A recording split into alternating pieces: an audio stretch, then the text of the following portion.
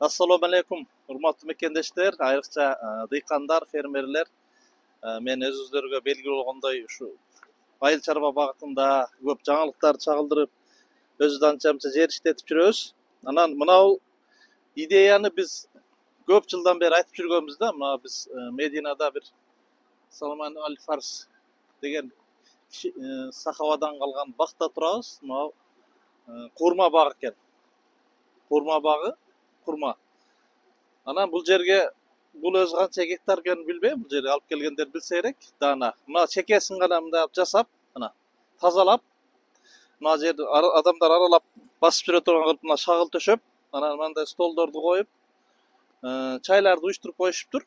Анан келип туристтер, балким шаардын деле жашоочулары, балким арабтар өздөрү деле келип ушул жерде мына шаар сыртында келип отуруп, айланып, эс алып, анан акырында келип мына жерде чоң дүкөн бар экен. Ошо дүкөнүндө курма түрү менен сатылат экен. Ошону соода кылып кетишет экен да. Анан ушуну Кыргызстанда жасап жатышат. Азыр Бишкекте Лебединовка айыл өкмөтүнө караштуу жерлер бар. Мисалы Кыяз агай 7 гектардай кокон-гилерс багы бар. Ал дагы ушу чекесине бир бурчуна ушу шаардыктар үчүн, коноктор үчүн ушундай бир бактын четине жай жасайын деп атат. Ошондой эле Майрам эже Сүмбүл банясынын, Кристаллик банясынын ээси. Ошо Майрам эже дагы 50 гектар жер иштетет. Ал дагы малина, клубника, алма, бүт нерселер бар, багы бар. Ошол четине ушундай нерсе жасайм деп азыр аракет кылып жатат.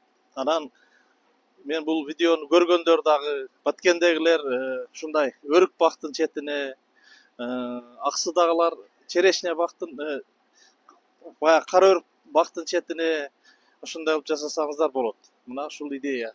Көп деле мындай чоң акылдын кереги жок. Мына ушундай демонстрациялуу бир бурч уюштуруш керек. Мына ушул идеяны ишке ашырсаңыздар, бул туризмдин, агро туризмдин бир багыты болуп калмакчы да. Ушундай бакты, ушу Медина шаарында Ислам деген кыргыздын жигити жүргүзүп атыптыр.